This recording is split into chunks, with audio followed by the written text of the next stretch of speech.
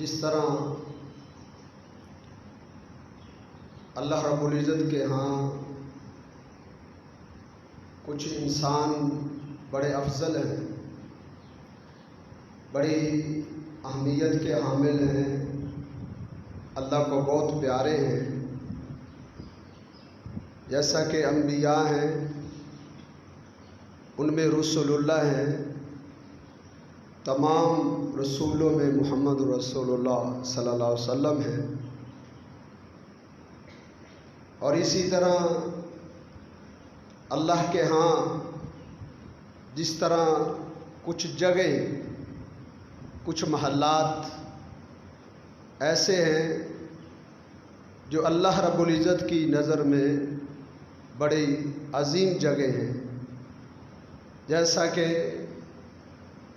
مسجد الحرام ہے، حرم مکہ ہے، بڑا عظیم ہے کہ وہاں انسان ایک نماز ادا کرتا ہے تو ایک نماز کے بدلے میں اللہ رب العزت لاکھ نمازوں کا ثواب دیتے ہیں۔ یہ جگہ کی افضلیت ہے کہ اس جگہ کو اللہ نے کتنا مقام دے دیے کہ اس کے علاوہ باقی جگہوں پہ انسان لاکھ نماز پڑھے، کتنی توانائی اور کتنا وقت صرف ہوتا ہے، لیکن وہاں ایک نماز لاکھ نمازوں کو پہنچ جاتی ہے۔ مسجد نبوی میں ایک نماز 1000 نماز کے برابر ہے۔ یہ جگہ ہیں جن کو اللہ رب العزت نے فضیلت بخشی ہے، جو اللہ کی نگاہ میں بڑی محبوب جگہ ہیں، مسجدیں ہیں۔ احب البلاد الی اللہ المساجد، کہ اللہ رب العزت کے نزدیک محبوب ترین جگہ وہ مسجدیں ہیں۔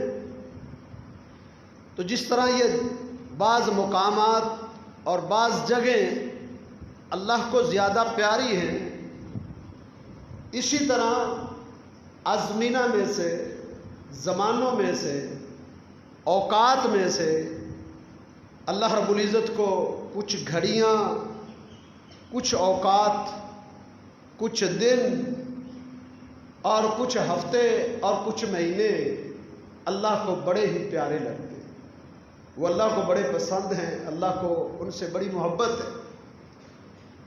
جیسا کہ مہینوں میں رمضان المبارک کا مہینہ کس قدر عظیم ہے اللہ رب العزت کے ہاں، دنوں میں سے یوم الجمعہ یہ اللہ رب العزت کے ہاں عظیم ترین دن ہے، بڑی فضیلت والا دن ہے۔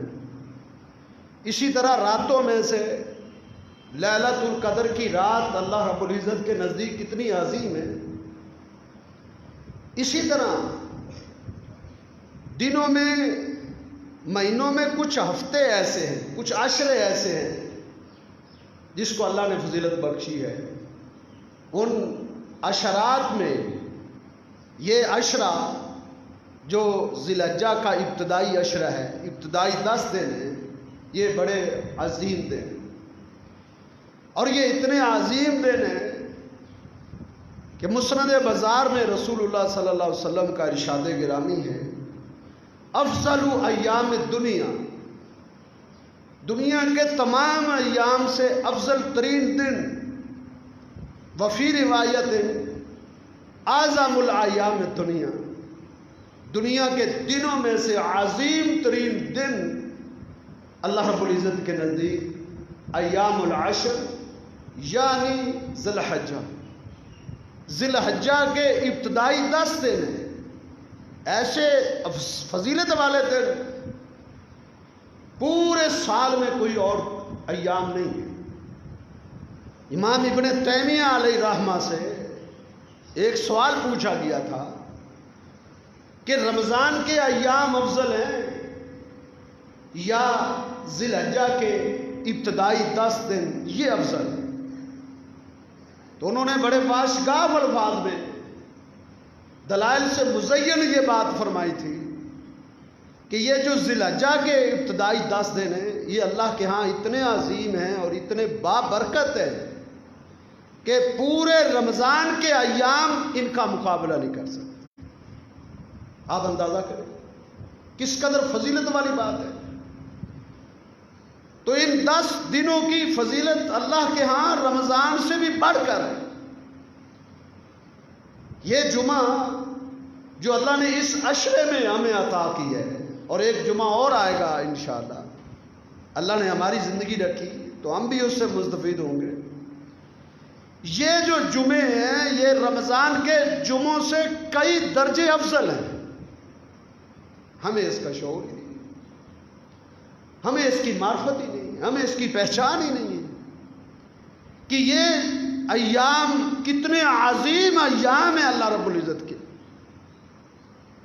ان 10 دنوں کے لمحات، اس کا ایک ایک لمحہ، ایک ایک سیکنڈ اور ایک ایک منٹ بڑا قیمتی ہے۔ ایک لمحہ بھی بڑا قیمتی ہے۔ کیوں؟ ایک لمحے میں، ایک سیکنڈ میں آپ سبحان اللہ پڑھ لیتے ہیں، ایک لمحے میں آپ الحمدللہ پڑھ سکتے ہیں، سبحان اللہ، اللہ اکبر پڑھ سکتے ہیں۔ اور اللہ کے پیغمبر صلی اللہ علیہ وسلم کا ارشاد گرامی ہے صحیح بخاری اور صحیح مسلم اور احادیث کی دیگر کتابوں میں کہ ما من ایام العمل الصالح فیہن احب الی اللہ من ھذل ایام یعنی العشر۔ ان 10 دنوں کی کوئی بھی نیکی اللہ کے ہاں اتنی محبوب ہے، اتنی پیاری ہے کہ پورے سال کی بڑی سے بڑی نیکی بھی ان دنوں کی چھوٹی سی نیکی کا مقابلہ نہیں کر سکتی۔ کتنی فضیلت ہے ایک لمحے کی، یہ فضیلت کہ ایک لمحے میں آپ سبحان اللہ پڑھ لیتے ہیں، اور آپ کا سبحان اللہ پڑھنا باقی مہینوں کی، باقی دنوں کی ہر نیکی سے افضل۔ صحابہ کرام نے بڑی عام بات پوچھ لی، انہوں نے کہا ولل جہاد فی سبیل اللہ یا رسول اللہ، اللہ کے رسول کوئی نیکی بھی ایسی نہیں ہے، عام دنوں کا کوئی عمل بڑے سے بڑا ایسا نہیں ہے جو ان 10 دنوں کی چھوٹی سی نیکی کا مقابلہ کر سکے۔ آپ نے فرمایا ہاں کوئی عمل ایسا نہیں۔ انہوں نے کہا ولل جہاد فی سبیل اللہ، اللہ کے رسول جہاد کے بڑے چرچے سن رکھے ہیں، ہم نے جہاد کا بڑا اجر سن رکھا ہے آپ کی زبان مبارک سے کہ اللہ رب العزت کے نزدیک جہاد فی سبیل اللہ حج سے بھی زیادہ فضیلت رکھتا ہے۔ حج کتنا بڑا عمل ہے، حج کتنا بڑا ہے۔ والحج المبرور والحج المبرور لیس لہ الجزاء الا الجنہ، حج کا جو نیکیوں سے بھری ہوئی مقبول حج ہو جائے، اللہ کسی کو توفیق دے دے، اس کا بدلہ جنت کے سوا کچھ نہیں، سیدھا جنت میں انسان جاتا ہے۔ لیکن جہاد ایک ایسا عمل ہے کہ حج جیسا عظیم عمل بھی جہاد فی سبیل اللہ کا مقابلہ نہیں کر سکتا۔ لغدوۃ او روحۃ فی سبیل اللہ خیر من الدنیا وما فیہا، اللہ کے راستے میں ایک لمحے کے لیے کھڑے ہو جانا پہرا دینے کے لیے، اسلام کی سرحدوں کی حفاظت کے لیے ایک لمحہ پہرا دینا خیر من الدنیا وما فیہا، دنیا اور دنیا کے تمام خزانوں اور محلات اور بنگلوں اور کائنات کی تمام زمینوں سے افضل ایک لمحہ ہے۔ کتنی فضیلت والا عمل ہے۔ صحابہ اس لیے سوچ میں پڑ گئے تھے کہ ولل جہاد فی سبیل اللہ، کہ اللہ کے رسول جہاد بھی نہیں جس کے لیے ہم سب کچھ قربان کر کے میدانوں میں اتر جاتے ہیں، شہید کا ایک خون کا قطرہ بعد میں گرتا ہے، اللہ اس کے لیے جنت کے دروازے پہلے کھول دیتے۔ کتنا عظیم عمل ہے۔ لیکن یہ جو 10 دن ہم بسر کر رہے ہیں، اس کی فضیلت بیان ہو رہی ہے کہ یا رسول اللہ ولل جہاد فی سبیل اللہ، جہاد بھی نہیں، حالانکہ کتنی بڑی فضیلت والا عمل ہے کہ جب اللہ کے پیغمبر صلی اللہ علیہ وسلم نے جہاد میں خطبہ دیا تھا تو اس وقت انہوں نے یہ پوچھا تھا کہ اللہ کے رسول کوئی اور عمل ایسا ہو جو جہاد کے عمل کے برابر ہو۔ فرمایا یہ کوئی عمل ایسا ہو ہی نہیں سکتا، کوئی عمل ایسا نہیں ہو سکتا جو جہاد والے عمل اور اس نیکی کے برابر ہو۔ آپ نے فرمایا کیا کوئی آدمی یہ طاقت رکھ سکتا ہے کہ مجاہد آدمی اپنے گھر سے جہاد کی نیت سے میدان میں اتر جائے اور اس کا مقابلہ کرنے کے لیے، اس نیکی کے اجر کو پانے کے لیے کوئی شخص روزہ رکھ کے مسجد میں آ جائے، اس کے واپس آنے تک مسلسل روزے رکھتا رہے اور اس کے واپس آنے تک کھڑے ہو کے اللہ کے سامنے قیام کرتا رہے، قیام، رکوع اور سجدوں میں اپنا پورا وقت صرف کر دے۔ فرمایا کوئی اس کی طاقت رکھتا ہے؟ کوئی یہ کر سکتا ہے؟ صحابہ جیسے عظیم لوگ انہوں نے کہا میں یستطیع ذالک یا رسول اللہ، اللہ کا رسول یہ کون کر سکتا ہے؟ یہ کس کے پاس میں؟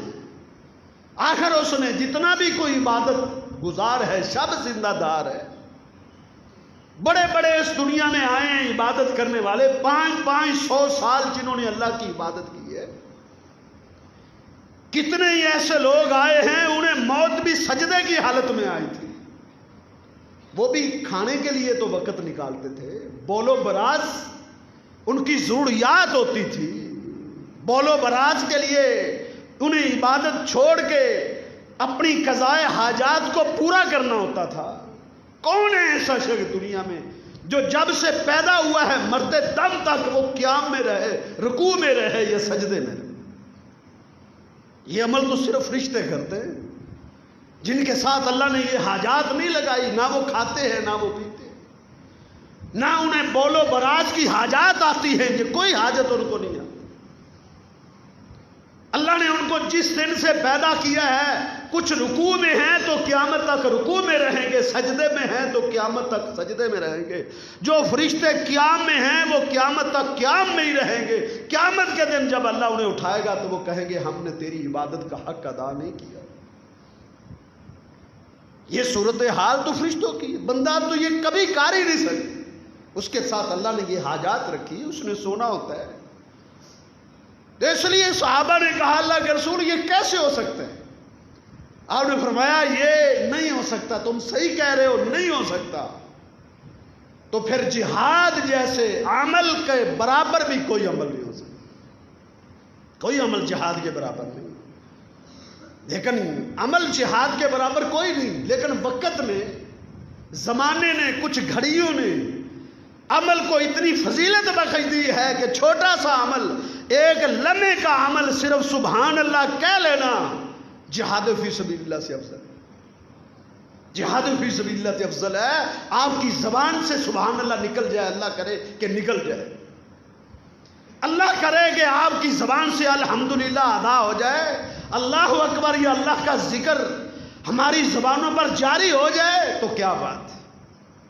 خاص ان ایام میں، عام دنوں میں ذکر اللہ کی بڑی فضیلت ہے، تو یہ ان ایام کی فضیلت ہے، یہ اس کی افضلیت ہے کہ ایک لمحے کا عمل جو ہے وہ جہاد فی سبیل اللہ سے بھی افضل ترین عمل ہے۔ لیکن ہماری بدبختی ہے، ہماری بد نصیبی ہے، اللہ کی رحمت سے یہ دوری کا بین ثبوت ہے۔ ابھی بھی انسان کو سمجھ نہ آئے کہ میں بدبخت ہوں یا میں خوش نصیب ہوں تو کب اس کو سمجھ آئے؟ امام ابن رجب علیہ الرحمہ نے لکھا ہے وَالسَّعِيدُ، خوش نصیب انسان کون ہے؟ خوش نصیب انسان وہ ہے جو ان گھڑیوں اور ان لمحات، ان دنوں اور ان اوقات کا کے انتظار میں رہتا ہے جن اوقات میں اللہ نیکیوں کی سیل لگاتا ہے۔ عقل مند انسان وہ گھڑیاں ڈھونڈتا ہے، وہ اوقات تلاش کرتا ہے، وہ لمحے تلاش کرتا ہے جن لمحات میں اللہ کی رحمت اپنے بندوں پر متوجہ ہو جائے، اللہ کی رحمت کے دروازے کھل جاتے ہیں، انسان ان گھڑیوں کو تلاش کرتا ہے۔ یہ خوش نصیب انسان کی بات ہے کہ وہ ان دنوں کو ڈھونڈتا ہے، تلاش کرتا ہے۔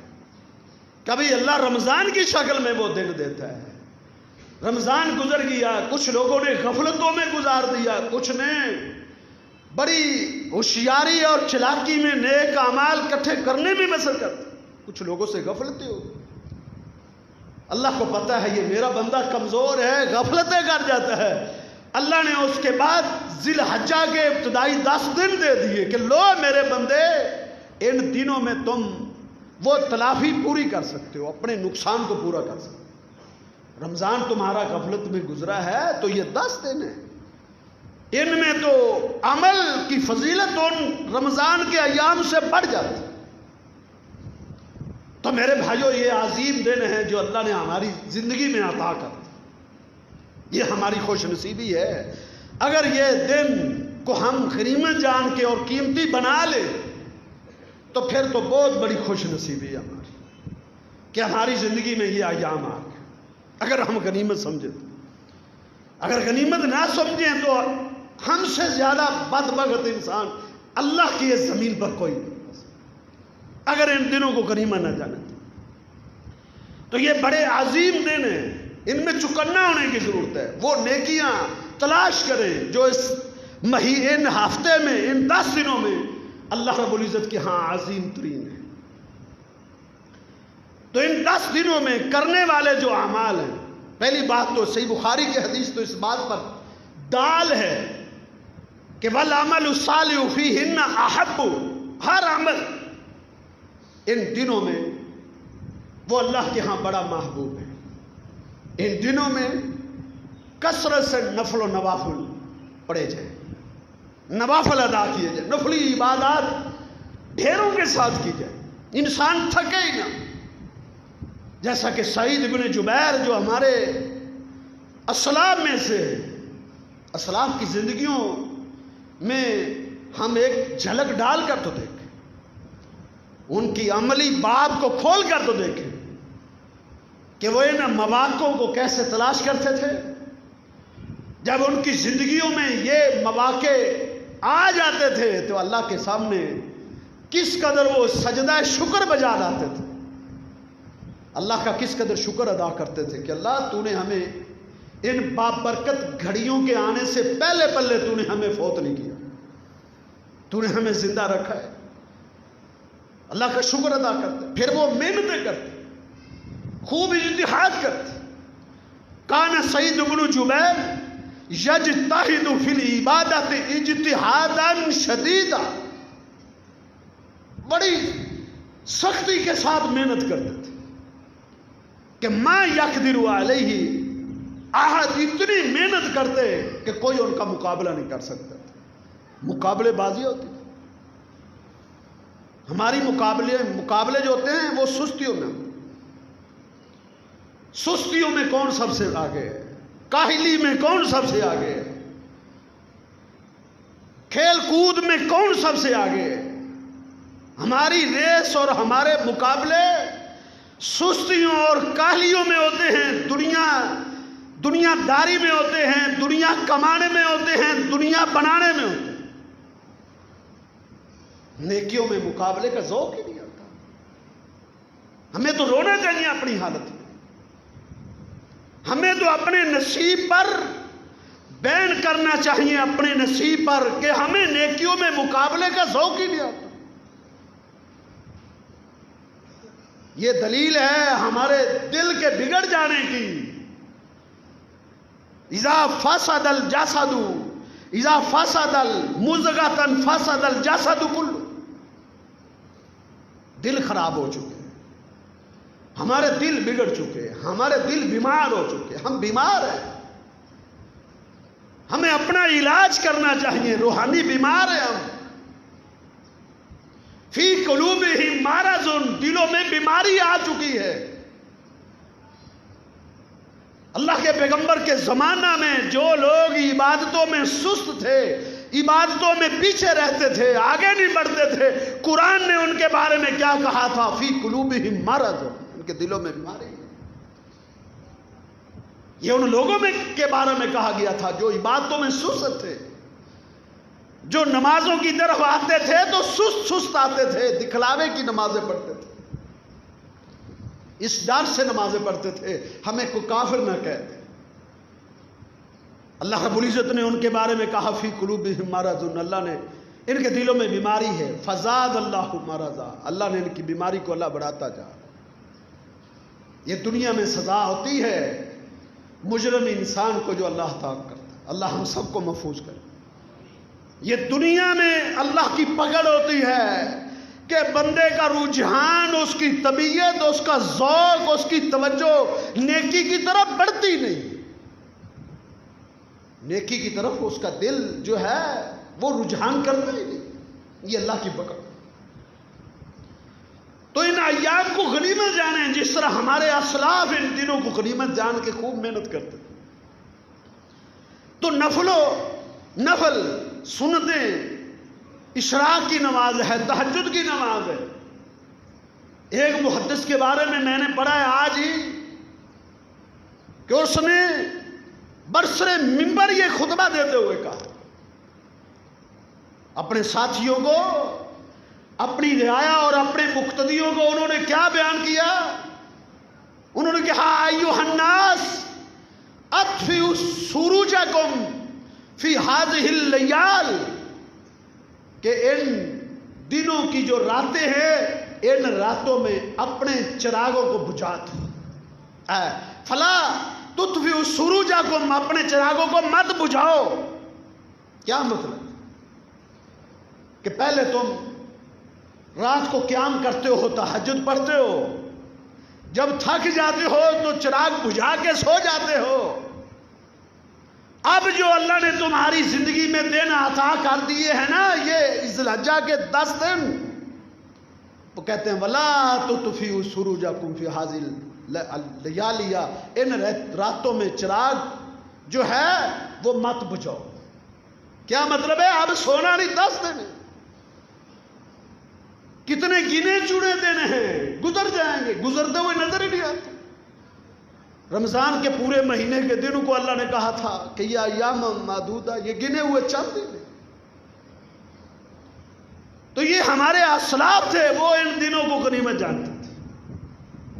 تو نوافل کثرت سے پڑھیں، تہجد کا اہتمام کریں، اشراق کا اہتمام کریں، وضو کے نوافل پڑھیں، چاشت کی نماز پڑھیں، سنتیں تو کم از کم پابندی سے پڑھ لینا۔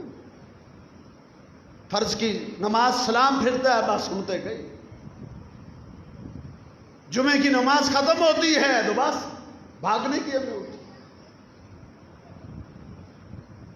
کم از کم نماز جو سننے رواتبہ ہیں وہ تو پابندی سے پڑھے۔ اللہ کے پیغمبر صلی اللہ علیہ وسلم نے ان سنتوں کو نہیں چھوڑا تھا۔ جب آپ کو جبریل نے آ کے یہ خبر دی تھی نا کہ من صلی فی یوم و لیلہ سنتی عشر رکعتن، جو دن اور رات میں 12 رکعت کی پابندی کر لیتا ہے، بونی لہ بہن بیت فی الجنہ، جنت میں اللہ اس کا محل تیار کروا دیتے جو 12 رکعتوں کی پابندی کر لیتے۔ جبریل نے جب یہ خبر دی رسول اللہ صلی اللہ علیہ وسلم کو، اللہ کی طرف سے جب یہ وحی کا نزول ہوا تو اللہ کے پیغمبر صلی اللہ علیہ وسلم نے ان سنتوں کو پھر کبھی نہیں چھوڑا تھا۔ زندگی میں ایک دن بھی ایسا نہیں آیا، اللہ کے پیغمبر صلی اللہ علیہ وسلم کی زندگی کی ایک نماز ایسی نہیں تھی جس نماز کی آپ نے یہ سنتیں چھوڑی۔ یہ 12 رکعتیں کون سی ہیں؟ فجر کی 2 سنتیں، زور کی جو ہیں 4 سنتیں زور سے پہلے ہیں، 2 سنتیں زور کے بعد ہیں، یہ 8 رکعتیں، اور 2 رکعتیں مغرب کی نماز پڑھنے کے بعد ہیں، یہ 10 رکعتیں ہو گئی، اور عشاء کی نماز کے بعد 2 رکعتیں ہیں، یہ 12 رکعتیں ہیں۔ اللہ کے پیغمبر صلی اللہ علیہ وسلم کو جب وحی کے ذریعے اس کی خبر دی گئی تھی کہ جو یہ پڑھتا ہے اللہ اس کے لیے جنت میں محل بنوا دیتا ہے، نبی علیہ السلام نے نہیں پھر چھوڑا۔ سفر میں تو ہو سکتا ہے، سفر میں اللہ نے رخصت دے دی ہے اپنے بندوں کو، اپنے بندوں پر اللہ نے بڑے بڑے کرم کیے ہیں، بڑے بڑے فضل کیے ہیں۔ کہ جو ان سنتوں کو پابندی سے پڑھتا ہے، روز پڑھتا ہے، کسی نماز کی سنتیں نہیں چھوڑتا. سفر میں چلا گیا ہے، اللہ نے اس کو رخصت دے دی ہے سنتوں کو چھوڑنے کی. وہ یہ نہ سمجھے میری سنتیں چھوٹ رہی ہیں. اللہ نے فرشتوں کی ڈیوٹی لگا رکھی ہے. اے میرے فرشتوں، یہ میرا بندہ حضر میں جو جو نفلی عبادتیں کیا کرتا تھا، اب میں نے اس کو اجازت دی ہے کہ تو نہ کر، تم اس کے نامہ اعمال میں لکھتے رہو. فرشتے اس کے نامہ اعمال میں جتنی دیر سفر میں رہتا ہے وہ نوافل اور سنتے لکھتا رہتا ہے. حتیٰ کہ جو بیمار ہو جاتا ہے، بیماری میں نفلی عبادتیں نہیں کر پاتا، سنتیں نہیں پڑھ سکتا، تلاوت نہیں کر سکتا، لیکن صحت کے عالم میں وہ یہ ساری باتیں کیا کرتا تھا. قرآن کی تلاوت کرتا تھا، سنتیں اور نوافل پڑھتا تھا، تہجد پڑھتا تھا، اشراق پڑھتا تھا، ذکر و اذکار کرتا رہتا تھا، لمبا قیام کرتا تھا. اب بیمار ہو گیا، صحب فراش ہے، اٹھنے کی طاقت نہیں ہے، کھڑے ہونے کی جرت نہیں ہے، پڑھنے کی ہمت نہیں ہے. فرشتے اس کو عبادت کی جگہوں پر گم پاتے ہیں کہ تہجد گزار تھا، مسجد میں نماز پڑھتا تھا، اب گھر میں صحب فراش ہے. اللہ کیا کرے؟ اللہ اپنے فرشتوں کو کہتے ہیں میرے بندے کے نامہ اعمال میں وہ ساری نیکیاں لکھو جو اس نے صحت کے عالم میں کی تھی. تو یہ نوافل اور سنتیں نہ چھوڑے. نبی علیہ السلام نے نہیں چھوڑے. نبی علیہ السلام کے پاس ایک وفد آیا اور انہوں نے نبی علیہ السلام کو مصروف کر دیا. آپ ان کے ساتھ مشغول ہو گئے. زور کی سنتیں آپ کی جو زور کے بعد کی دو ہیں وہ رہ گئی تھی. صرف زندگی میں ایک مثال مجھے یہ ملی ہے، پوری کوشش کے ساتھ یہ ایک مثال مجھے ملی کہ اللہ کے پیغمبر صلی اللہ علیہ وسلم کی زندگی میں زور کے بعد کی صرف دو رکعتیں ایک دفعہ رہی تھی. وہ بھی آپ کے پاس قافلے آئے تھے، آپ ان میں مصروف تھے. نبی علیہ السلام نے عصر کی نماز پڑھائی، فارغ ہوئے، اپنے گھر گئے اور گھر میں جا کے نماز نیند لی. آپ کی بیوی نے دیکھا کہ آپ کیا پڑھ رہے ہیں. نماز سے فارغ ہوئے، پوچھا گیا یا رسول اللہ آپ نے یہ کون سی نماز اس وقت پڑھی ہے؟ آپ عصر کے بعد کوئی نماز نہیں پڑھتے، آج آپ نے کہ یہ کیا پڑھا ہے؟ آپ نے فرمایا میری زور کی دو سنتیں رہ گئی تھی، میں نے وہ ادا کی ہے. اندازہ تو کریں کس قدر اہمیت تھی محمد رسول اللہ صلی اللہ علیہ وسلم کی نگاہ میں ان 12 رکعات کی.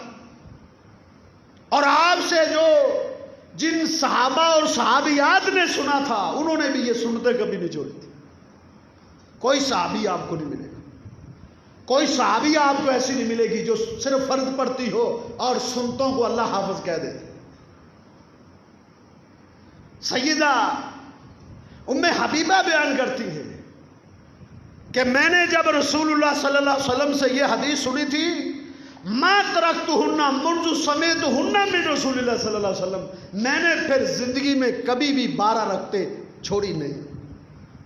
یہ آپ کی بیوی تھی جس نے یہ فضیلت اللہ کے پیغمبر صلی اللہ علیہ وسلم کی زبان مبارک سے سنی تھی. انہوں نے کہا میری زندگی میں پھر کوئی دن ایسا نہیں آیا. سیدہ ام حبیبہ سے حدیث سننے والا ان کا ایک شاگرد انباسا، وہ بیان کرتے ہیں کہ ما ترکتہن منذ سمعتہن من ام حبیبہ، کہ جب سے میں نے ان 12 رکعتوں کی فضیلت ام حبیبہ سے حدیث سنی ہے اس دن سے لے کر آج تک میں نے یہ 12 رکعتیں نہیں چھوڑی. ان کا شاگرد انباسا کا شاگرد وہ بیان کرتا ہے عامر بن اوس، وہ کہتے ہیں ما ترکتہن منذ سمعتہن من عباسہ، عباسہ تابی سے جب سے میں نے ان 12 رکعتوں کی فضیلت والی حدیث سنی ہے یہ 12 رکعتیں میں نے نہیں چھوڑی. اس کا ایک شاگرد ہے نعمان بن سالم، وہ بیان کرتے ہیں ما ترکتہن منذ سمعتہن من عباسہ من عامر ابن اوس، سے جب سے میں نے یہ فضیلت سنی ہے میں نے ان 12 رکعتوں کو نہیں چھوڑا. یہ ہمارے اسلاف تھے، یہ ہمارے اکابرین تھے. پاس نیکیاں موجود تھی، تہجدیں انہوں نے زندگی بھر نہیں چھوڑی تھی، پھر بھی وہ یہ سنتیں نہیں چھوڑتے تھے۔ تو میرے بھائیوں، یہ جو عظیم دن اللہ نے عطا کیے ہیں، ان میں کثرت سے ہم نوافل ادا کریں، اشراق نہ چھوڑیں، تہجد نہ چھوڑیں، کم سے کم یہ سنتیں جو ہیں 12 یہ تو ان 10 دنوں میں پابندی کر لیں، اور اس کے ساتھ ساتھ کثرت کے ساتھ تلاوت کریں، کثرت کے ساتھ جو ہے اللہ کا ذکر کریں۔ ذکر کی بہت بڑی فضیلت ہے ان دنوں میں، ان 10 دنوں کی خاص عبادات جو اللہ نے ذکر کی ہیں اپنے قرآن میں، وہ ذکر کا ذکر کیا، وَيَذْكُرُ اللَّهَ وَيَذْكُرُ اسْمَ اللَّهِ فِي أَيَّامٍ مَّعْلُومَاتٍ، کہ یہ جو ذی الحجہ کے ابتدائی 10 دن ہیں، ان میں کثرت سے اللہ کا ذکر کیا جائے، کثرت سے اللہ کو یاد کیا جائے، کثرت سے تسبیحات پڑھی جائے۔ فَأَكْثِرُوا فِيهِنَّ التَّسْبِيحَ وَالتَّهْلِيلَ وَالتَّكْبِيرَ۔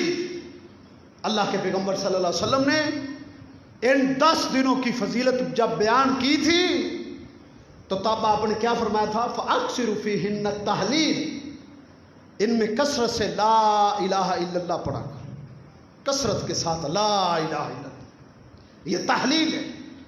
لا الہ الا اللہ کی آوازیں کثرت کے ساتھ، یہ بڑا عظیم ذکر ہے، افضل الذکر لا الہ الا اللہ، اللہ کے ہاں افضل ترین ذکر لا الہ الا اللہ ہے، بڑا عظیم ذکر۔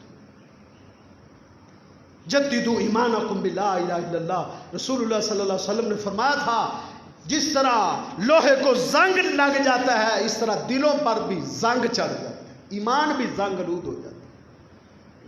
اپنے ایمان کی تجدید کیا کرو، ایمان کو ریگ مار مار کے تازہ کیا کرو۔ صحابہ نے پوچھا یا رسول اللہ کیسے ایمان کی تجدید کریں؟ فرمایا جددوا ایمانکم بلا الہ الا اللہ، کثرت سے لا الہ الا اللہ کی تسبیح ہم پڑھ کے اپنے ایمان کو رنگ روگن کیا کرو، اپنے ایمان کو تازگی بخشو۔ آج ہمارے ایمان بیمار ہو چکے ہیں، ہمارے ایمان کمزور ہو چکے ہیں۔ الایمان یزید و ینقص، ایمان بڑھتا بھی ہے، ایمان کم بھی ہوتا ہے، گناہ کرنے سے ایمان کم ہوتا ہے، نمازیں ذکر و اذکار چھوڑنے سے ایمان کمزور ہوتا چلا جاتا ہے، حتیٰ کہ ایمان جو ہے رائی کے دانے کے برابر رہ جاتا ہے، اس کے بعد ایمان ختم ہو جاتا ہے۔ ایمان کمزور ہوتا ہوتا رائی کے دانے کے برابر رہ جاتا ہے۔ ایمان گناہوں سے کمزور ہوتا ہے، اور مضبوط کیسے ہوتا ہے؟ نیکیوں کے ذریعے ایمان مضبوط ہوتا ہے، لا الہ الا اللہ کے ذریعے ایمان مستحکم ہوتا ہے۔ انسان کا ایمان اتنا مضبوط ہو جاتا ہے لا الہ الا اللہ پڑھنے کی وجہ سے کہ شیطان اس کے سائے سے بھی پھر ڈرنے لگتا ہے۔ جب وہ چل رہا ہوتا ہے شیطان اس کے سائے سے بھی خائف ہوتا ہے، ڈر رہا ہوتا ہے۔ جب ایمان مضبوط ہو جائے، مستحکم ہو جائے، بندے کا ایمان پہاڑ بن جائے، پھر شیطان ورگلا نہیں سکتا۔ شیطان اس وقت انسان کو پھنساتا ہے اپنے جال میں جس وقت انسان کا ایمان کمزور ہو چکا ہوتا ہے۔ جددوا ایمانکم بلا الہ الا اللہ، یہ اللہ نے ایمان کو تازہ کرنے کے ہمارے لیے دن دے دیے ہیں، راتیں عطا کر دی ہیں۔ خوب اللہ کا ذکر کر کے، تلاوت کر کے، لا الہ الا اللہ پڑھ کے اپنے ایمانوں کو مستحکم کر، اپنے ایمانوں کو مضبوط کر سکتے ہیں آپ۔ پھر آپ مسجد کی طرف اس قدر دوڑ کے آئیں گے، اللہ کی قسم اتنا تیزی کے ساتھ آپ اپنے کھیل کے میدان کی طرف نہیں جاتے، اس سے زیادہ آپ کے دل میں شوق اور جذبہ مسجد کا بیٹھ جائے گا، مسجدوں کی طرف بھاگ کے آتے تھے۔ یہی وجہ ہے ہمارے اسلاف اپنا ضروری کام کر کے فوراً مسجدوں کی طرف آتے تھے، ان کے ایمان بڑے مضبوط ہوتے۔ تو یہ دن بڑے قیمتی ہیں، اللہ کے ذکر میں اکثروا فیہن من التحلیل والتکبیر، کثرت سے تکبیریں پڑھیں، کثرت سے ان دنوں میں اللہ اکبر اللہ اکبر، لا الہ الا اللہ واللہ اکبر وللہ الحمد، مختلف تکبیریں ہیں جو صحابہ کرام سے ثابت ہیں۔ ان میں یہ بھی ہے اللہ اکبر لا الہ الا اللہ واللہ اللہ اکبر کبیرہ والحمدللہ کثیرہ وسبحان اللہ بکرۃ واصیلا، پڑھتے رہے۔ صحیح مسلم میں ہے کہ جب انسان اپنی زبان سے یہ کہتا ہے نا اللہ اکبر کبیرہ والحمدللہ کثیرہ وسبحان اللہ بکرۃ واصیلا، جب اس کی زبان سے یہ الفاظ نکلتے ہیں اللہ اس کے عمل کی قبولیت کے لیے جنت آسمان کے 8 دروازے کھول دیتے ہیں۔ انسان کی زبان سے یہ جملے نکلنے کی دیر ہے کہ آسمانوں کے دروازے کھول جاتے ہیں۔ آپ کے ہونٹوں کی جنبش کا انتظار ہے اللہ کو کہ آپ اپنے ہونٹوں کو اللہ کے ذکر میں ہلائیں۔ اللہ کس قدر اپنے انعامات کی برکھا برسا دے گا، ہم حرکت تو کریں۔ ہمارے ہونٹ سارے کاموں میں زبان بڑی چلتی ہے، اللہ کے ذکر میں نہیں چلے گی، یہ بدبختی نہیں تو اور کیا۔ غیبتیں کرتے ہوئے کبھی تھکتے ہم؟ یہ جمعہ ہے نا 1 گھنٹہ مسئلہ بنا دیتا ہے ہمیں۔ تجربہ کر لیں، غیبتوں کی محفل لگا لیں، 10 گھنٹے بیٹھ کے آپ غیبتیں کرتے چلے جائیں، کوئی تھکنے کا نام نہیں لے گا۔ لیکن عبادت، اللہ کا ذکر، یہاں شیطان بیٹھنے نہیں دیتا۔ اس نے اس قدر ہم پہ جال اپنے ڈالے ہوئے ہیں، کثرت سے اللہ کا ذکر کرے، اکثر فیہن من التحلیل والتکبیر والتسبیح والتحمید، الحمدللہ پڑھے، تکبیریں پڑھے۔ حضرت عبداللہ بن عمر رضی اللہ تعالیٰ عنہ، سیدنا ابو ہریرہ رضی اللہ تعالیٰ عنہما ان دنوں میں بازاروں میں نکل جاتے تھے، بازاروں میں یخرجان الی السوق، بازاروں میں گلیوں میں نکل جاتے، یکبرانی، اونچی آواز سے ان دنوں میں اللہ اکبر کہتے، اللہ اکبر۔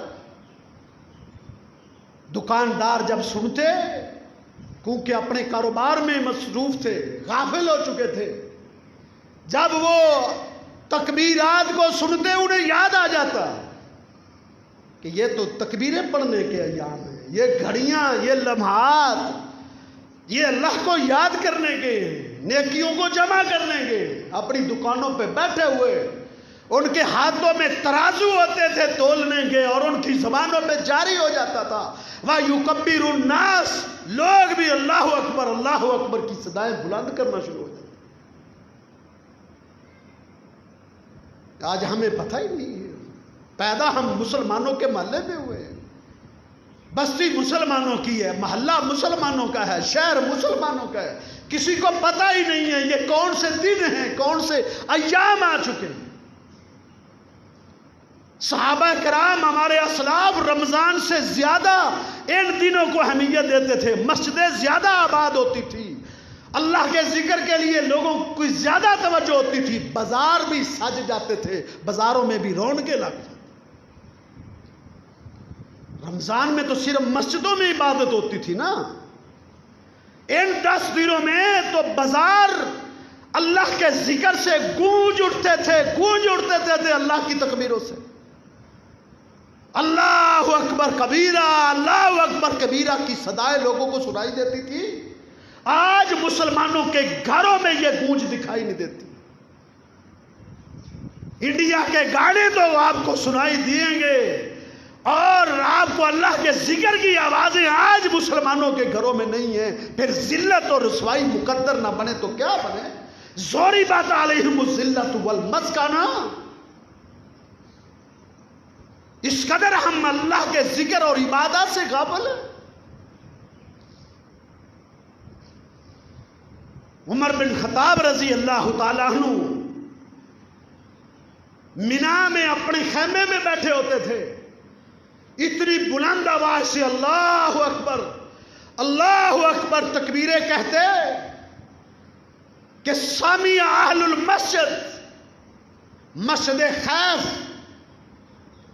ان نمازیوں تک حضرت عمر بن خطاب کی آواز پہنچتی تھی۔ عمر بن خطاب اپنے خیمے میں لیٹے ہوئے، بیٹھے ہوئے، کھڑے ہوئے تکبیریں کہتے تھے اتنی بلند آواز کہ مسجد خیف کے نمازی سنتے اور وہ بھی بلند آواز سے تکبیریں شروع کر دیتے. وَسَمِعَ أَهْلُ الْأَسْوَاقِ، مینا کے بازاروں کے تاجر دکاندار یہ آوازیں سنتے وہ اپنی دکانوں پہ تکبیریں شروع کر دیتے. حدیث کے الفاظ ہیں حَتَّى تَرْتَجَّ مِنَا تَكْبِيرًا، مینا اللہ کی تکبیروں سے گونج اٹھتا تھا، بازاروں میں گونج پیدا ہو جاتی تھی، اللہ کے بڑائی کی، اللہ کے جو ہے نا عظمت کی بڑائی بیان ہوتی تھی. سناٹے طاری ہیں آج، کسی کو پتہ ہی نہیں. اس قدر تو غافل انسان کو، اتنا تو اللہ سے دور نہیں ہونا چاہیے تھا، اتنا تو اللہ کے ذکر سے غافل نہیں نا ہمیں ہونا چاہیے. آخر ہم نے جانا تو اس کے پاس. ہمیں اپنی زندگی کے ایک ایک لمحے کو غنیمت جاننا چاہیے. جو دن بھی آتا ہے نا ہماری زندگی کا، وہ صبح سے شام تک یہ ندا دیتا ہے، ہمیں سنائی نہیں دیتا. وہ کیا ندا دیتا ہے؟ یبن آدم، اے آدم کے بیٹے تو کھیل میں لگا ہوا ہے، اے آدم کے بیٹے تو تاش کھیل رہا ہے، تو گیمیں کھیل رہا ہے، تو موبائل کے ساتھ لگا ہوا ہے، فیس بک چلا رہا ہے. اغتنمنی، مجھے غنیمت جان لے. یہ روز جو دن طلوع ہوتا ہے وہ ہمیں جھنجھوڑتا ہے. اغتنمنی، مجھے غنیمت جان لے. شاید یہ دن تیری زندگی کا آخری دن ہو، اس دن کے بعد شاید تیرے دن ختم ہو جائے. کوئی رات ایسی نہیں ہوتی جو یہ ندا نہ دیتی ہو اے ابن آدم شاید تیری زندگی کی آخری رات ہو، تو غنیمت جان مجھے اور کچھ کر لے، محنت کر لے، اپنے رب کو راضی کر لے. سالوں کے سال برباد کر رہے ہیں، 60 70 سال گزار دیے ہیں صرف دنیا بنانے میں، دنیا سجانے میں، دنیا چمکانے میں، اور کیا نکالنے. ابھی بھی عقل نہیں آئی تو کب آنی ہے ہمیں عقل؟ 30 سال گیمیں کھیلتے ہوئے بسر کر دیے. اب تو وقت آیا ہے اپنے رب کو راضی کرنے کا، محنت کرنے کا. اللہ کے پیغمبر صلی اللہ علیہ وسلم تو جھنجھوڑ کے کہہ گئے اغتنم خمسن قبل خمس، او میری امت کے لوگوں 5 چیزوں کو 5 چیزوں سے پہلے غنیمت جانیے گا. حیاتک قبل موتک، اپنی زندگیوں کو اپنی موت سے آنے سے پہلے غنیمت سمجھو. زندگی کے ایک ایک لمحے کو غنیمت جانو. یہ لمحات جب ختم ہونے پہ آ جائیں گے نا، پھر چیخنے اور چلانے اور وویلا کرنے سے ایک لمحہ بھی نہیں ملے گا، ایک لمحہ نہیں ملے گا. ربی لولا اخرتنی الی اجل قریب، علاج حل ایک لمحہ مانگے گا قرآن، 1 سیکنڈ مانگے گا، مجھے 1 سیکنڈ اور دے دیا جائے. جبکہ 60 70 80 سال برباد کر دیے حقے کی محفلوں میں بیٹھے ہوئے، باتیں اور گپیں باتتے ہوئے. بھلا تاش کھیلنے کا بڑا بات بنتی ہے ایک مسلمان کی کہ تاش اور ان گیموں میں اپنا وقت برباد کرے اور جوئے کی گیمیں کھیلے ایک مسلمان؟ بے خوف ہو چکے ہیں ہم، نڈر ہو چکے ہیں، دلیر ہو چکے ہیں، اللہ کا خوف رخصت ہو چکا. الم یعن للذین آمنوا ان تخشع قلوبهم لذکر اللہ. اب دن آگے اللہ سے ڈرنے کے، ابھی بھی نہیں ڈرنا تو کب ڈرنا ہے؟ ابھی تک تم نے تاش نہیں چھوڑنا تو کب چھوڑو گے؟ قبر میں جا کے. داڑیاں سفید آ چکی ہیں، کمرے جھک چکی ہیں، تاش کی محفلوں میں بیٹھ کے وقت برباد کیا جا رہا ہے. غیبتوں اور چگلیوں میں، وہ تو فضول گفتگو میں بھی. سفیان ثوری حرم میں بیٹھے تھے تو لوگ آ کے دائیں بائیں آ کے بیٹھ کے، محدث تھا، غلط بات تو ان کی کیسے وہ بولتے، فوراً توجہ ہوئی، کہا کس جگہ پہ بیٹھے ہیں؟ اللہ نے اپنے گھر میں آنے کا موقع دے دیا ہے تو اس کو غنیمت جانو. چلو اٹھو، اپنے ذکر و اذکار کرو، تلاوت کرو، مجمع چھوڑو. حالانکہ اس مجمع میں کوئی اچھی بات ہی پوچھی جانی تھی نا. مومن آدمی کو اگر ایسی جگہ پہ جانے کا موقع مل جائے تو وہ اس جگہ کو غنیمت جانتا ہے. اس کی زندگی میں ایسے اوقات آ جائیں وہ اپنے وقت کو غنیمت جانتا ہے. تو اس لیے میرے بھائیوں یہ عظیم دن ہے جو اللہ نے ہماری زندگی میں یہ عطا کی.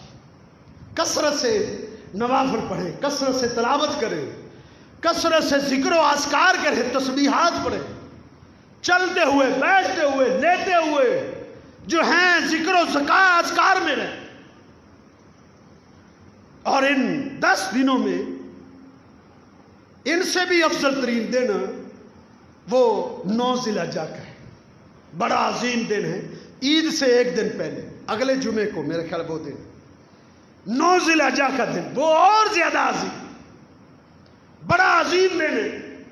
اللہ کے پیغمبر صلی اللہ علیہ وسلم نے فرمایا کہ جو انسان 9 ذی الحجہ کا ایک روزہ رکھ لیتا ہے، صرف 9 ذی الحجہ کا، اللہ رب العزت کو وہ دن اتنا پسند ہے اور اس دن کا روزہ اتنا پسند ہے کہ جو انسان ایک روزہ رکھ لیتا ہے اللہ اعلان کر دیتے ہیں کہ اس کے 2 سال کے گناہ معاف کر دو. سنۃ الماضیہ و سنۃ القابلہ، ایک گزشتہ سال کے گناہ معاف کر دو اور ایک آئندہ سال آنے والے ایڈوانس گناہ معاف. اب ایک روز ہے، ایک روزہ ہے، مر نہیں جاتا انسان. صبح سے شام تک ایک دن انسان روزہ رکھ لے نہ کھائے تو میرا نہیں خیال کہ روح نکل جائے گی.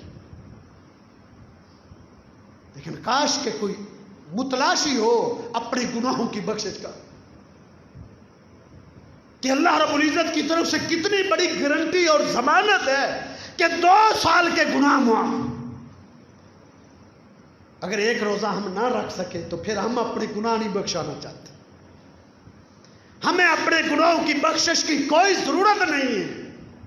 ہم اسی طرح گناہوں کے پہاڑوں کے تحت قبر میں جانا چاہتے ہیں. اگر ہماری زندگی میں یہ 9 ذی الحجہ کا دن آ گیا اور روزہ نہ رکھا ہم میں سے کسی نے، اللہ یہ کہ جو مریض ہے، بیماروں کو اللہ نے رمضان کے روزوں کی بھی رخصت دے دی تھی.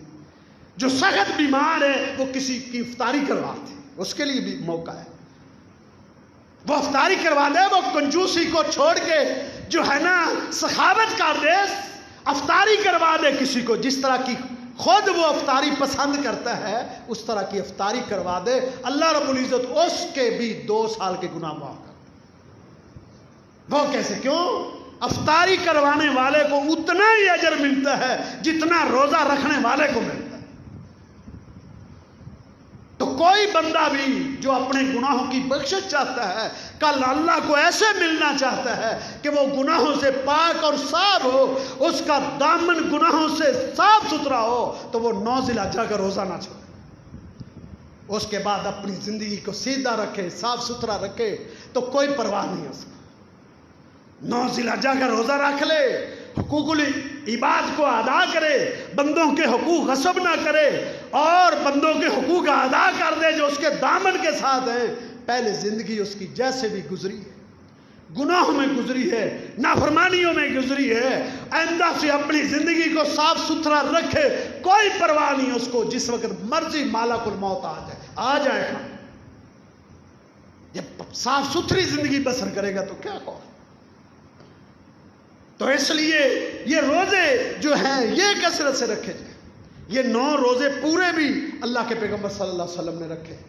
نبی علیہ الصلوۃ والسلام نے تو ذی الحجہ کے پورے 9 روزے رکھے. 9 روزے رکھنے چاہیے. نہیں رکھ سکتے تو کم سے کم 9 ذی الحجہ کا روزہ ضرور رکھیں. جو بیمار ہے وہ کسی کو رکھوائے. بالکل رمضان کی طرح ایک ماحول بن جانا چاہیے ہمارے گھروں میں. میں تو سمجھتا ہوں یہاں مسجدوں میں سحری کے وقت پوری ندا، یہ پورا عشرہ ہونا چاہیے کہ لوگوں کو سحریوں کے لیے اٹھایا جائے. صحابہ رمضان سے زیادہ اس عشرے کو جاگتے تھے، اس کو اہمیت دیتے تھے.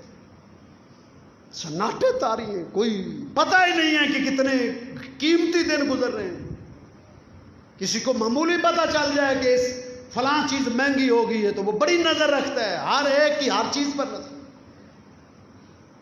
سب کی نظر ہے، کون کون سی نوکری کا اعلان ہو رہا ہے سب پتہ ہے، میڈیا پہ نظر ہے، لیکن ہماری نظر نہیں ہے تو اس چیز پر نہیں ہے، کون سی گھڑیاں کون سے اوقات زیادہ فضیلت والے آنے والے ہیں یا آ چکے ہیں، ادھر ہماری توجہ نہیں۔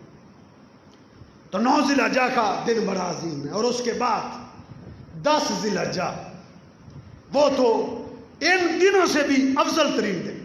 اللہ کے پیغمبر صلی اللہ علیہ وسلم کا فرمان ہے اعظم الایام یوم النحر، نحر کا دن، قربانی کا دن عظیم ترین دن۔ اس دن اللہ اپنے بندوں کو جہنم سے آزاد کرتا ہے۔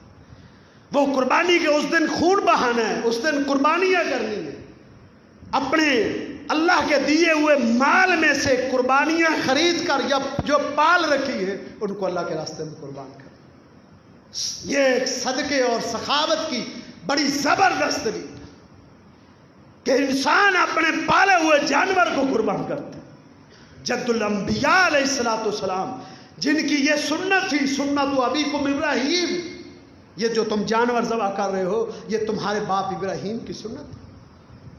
ان کی سنت کیسے ہے؟ وہ اپنے بیٹے کو ذبح کرنے جا رہے تھے، بیٹے کو ذبح کرنے جا رہے تھے، اللہ نے حکم دے دیا تھا، ایک ہی بیٹا تھا اس وقت ان کا، ایک ہی، اسحاق علیہ السلام بعد میں پیدا ہوئے، اس وقت صرف اسماعیل علیہ السلام تھے، اور بڑھاپے کے عالم میں 80 سال کی ان کی عمر تھی، اللہ نے ان کو بڑھاپے میں بیٹا تھا، اللہ نے کہا جاؤ اس کو ذبح کر دو۔ مینا میں لے جا رہے تھے ذبح کرنے کے لیے، شیطان جگہ جگہ آتا رہا ہے، جگہ جگہ مقابلے میں آتا تھا، وسوسے ڈالتا تھا، کیا کرنے لگے ہو، تیرے بڑھاپے کا یہ سہارا بننے والا ہے، یہ تیرا بڑھاپے کا سہارا ہے، اپنے ہاتھوں سے اس کو ذبح کرنے جا رہے ہو، کنکریاں اٹھاتے تھے اس پر مارتے تھے، تو مجھے میرے رب کا نافرمان بنانے لگا ہے، تو مجھے اپنے رب کی اطاعت سے پھیرنے لگا ہے، میرے رب کا حکم ہے وہ مجھے میری اولاد سے زیادہ محبوب ہے۔ آج ہمیں اپنی دولت پسند ہے، مربع زمینیں موجود ہیں، کہتے ہیں مقروض ہیں، بلا قربانی ہم پر فرض ہے، اور جو پلاٹ، جو محلات، جو زمینیں تم نے بنا رکھی ہیں، کیا وہ بیچ کے تم قربانی نہیں کر سکتے؟ ابراہیم علیہ السلام اپنے بیٹے کو ذبح کرنے جا رہے تھے، اللہ نے تذکرے کیسے در کیا اپنے پیغمبر کے؟ اللہ فرماتے ہیں اذ ابتلی ابراہیم ربہ بکلمات فتمہن، اللہ نے فرمایا میں نے ابراہیم علیہ السلام کو اپنا دوست کیوں بنایا تھا؟ وہ میری ساری آزمائشوں میں پورا اترا تھا۔ اذ قال لہ ربہ اسلم قال اسلمت لرب العالمین، اللہ نے اس کو جب بھی کوئی حکم دیا ہے فوراً اللہ کے حکم پر جھک کیا تھا، سب کچھ قربان کر کے آج اپنے بیٹے کو ذبح کرنے جا رہا ہے۔ آج چشم فلک کا جب منظر دیکھ رہی ہے، کبھی اسماعیل علیہ السلام کی والدہ ہاجرہ علیہ السلام کے پاس جا کے شیطان اس کو برگرا رہا ہے تیرے بیٹے کو ذبح کرنے جا رہے، وہ کہتی اللہ کا حکم ہے تو کوئی پرواہ نہیں ہے، ہم بھی اللہ کے ہیں۔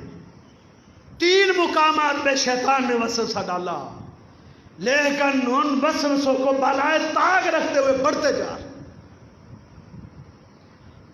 ذبح کرنے کے لیے تیار ہوئے۔ اپنی بیٹا کہتا ہے اسماعیل، جنہوں نے باپ کو کہا تھا، جب باپ نے کہا تھا بیٹے کیا خیال ہے تیرا، میں نے خواب میں دیکھا ہے میں تجھ کو ذبح کروں۔ نبی کا خواب وہی ہوتا ہے، بیٹا میں نے خواب دیکھا ہے کہ میں اپنے ایک اکلوتے بیٹے کو اپنے ہاتھوں سے ذبح کر رہا ہوں، تیرا کیا مشورہ ہے؟ بیٹے نے کیا کہا تھا؟ یا ابت افعل ما تؤمر، اے میرے باپ پھر انتظار کس چیز کا ہے، تیرے رب نے جو حکم دیا ہے وہ کر گزر۔ پھر دے چھری ذبح کرنے لگے، کہا بابا اپنی آنکھوں پہ پٹی باندھ لو، شاید چھری چلاتے ہوئے تجھے کہیں میری محبت آڑے نہ آ جائے اور اللہ کی نافرمانی ہو جائے، تو اپنے آنکھوں پہ پٹی باندھ لی۔ اللہ کے پیغمبر نے اور جھکا دیا اور لٹا دیا اپنے بیٹے کو، ہاتھ میں چھری ہے، چلا رہے چھری کو، آنکھیں کھولی تو دمبا ذبح ہو چکا تھا، اللہ نے آزمائش میں پورا کر دیا تھا اور جنت سے ایک دمبا اتار دیا تھا، اور اسماعیل علیہ السلام سائڈ پہ کھڑے تھے، فرشتے نے دمبا نیچے کر دیا، دمبا کٹ گیا تھا، کہا آج کے بعد وَفَدَيْنَاهُ بِذِبْحٍ عَظِيمٍ، یہ اونٹ اور یہ گائیاں، یہ بکرے اور یہ چھترے جو تم ذبح کرتے ہو، اللہ فرماتے ہیں فَدَيْنَاهُ بِذِبْحٍ عَظِيمٍ، یہ بڑے ایک عظیم ذبیحے کے بدلے میں آیا ہے۔ ہم 20-30-40 ہزار روپے کی قربانی، اس پر چھری پھیرنا ہمارا مسئلہ بنے۔ اللہ کے بندو خوشی کے ساتھ اللہ کے راستے میں قربانیاں کرو۔ اگر پیسے پاس نہیں ہیں اور تم سمجھتے ہو کہ جو ہے نا فصل تیار ہونے والی ہے یا بکنے والی ہے یا کہیں سے پیسے آنے والے ہیں، آپ قرض بھی لے سکتے۔ کہیں قرآن حدیث میں یہ نہیں ہے کہ قرض لے کر آپ قربانی نہیں کر سکتے، یہ کہیں یہ منع نہیں آیا۔ ہاں آپ پہلے سے مقروض ہیں، غریب ہیں، مفلس ہیں، آپ کے پاس جو ہے نا کہیں سے آمدن آنے کی کوئی امید نہیں ہے، تو پھر آپ قرضہ نہ لیں، لیکن اللہ نے آپ کو وسائل دیے ہیں، آ سکتا ہے آپ قربانی کریں۔ 10 ذی الحجہ کا عظیم ترین عمل قربانی۔ اللہ کے پیغمبر صلی اللہ علیہ وسلم نے فرمایا تھا من وجد الساع، جس کے پاس طاقت ہے، کیا مطلب ہے؟ اس کی زمین ہے، اس کے پاس کاروبار ہے، اس کے پاس ملازم ہے، مزدور ہے، ملازمت ہے، اس کی نوکری ہے، طاقت موجود ہے، اور پھر وہ قربانی نہ کرے، اللہ کے پیغمبر صلی اللہ علیہ وسلم نے فرمایا فلا یقربن مصلانا، اس کو ہماری عیدگاہ آنے کی کوئی ضرورت نہیں ہے۔ پھر مسلمانوں کی عیدگاہ میں آتا ہے وہ، حالانکہ اللہ کے پیغمبر صلی اللہ علیہ وسلم نے عید پڑھنے کے لیے ان عورتوں کو بھی کہا تھا جن کے پاس پردے کی چادریں نہیں ہیں کہ وہ اپنی سہیلی کی چادر میں چھپ کر وہ بھی آئیں۔ جن عورتوں نے نماز نہیں پڑھنی، عید کے لیے دعاؤں میں شامل ہونے کے لیے وہ بھی آئیں، نماز نہ پڑھے لیکن وہ بھی آئیں۔ لیکن جس نے قربانی نہیں کی، کتنی سخت وعید، استطاعت ہے تو ڈانٹا ہے اللہ کے پیغمبر صلی اللہ علیہ وسلم نے۔ اللہ مجھے اور آپ کو عمل کی توفیق عطا فرمائے۔ یہ عظیم دن ہیں، ان دینوں کو قیمتی جاننے کی توفیق بخشے۔ قول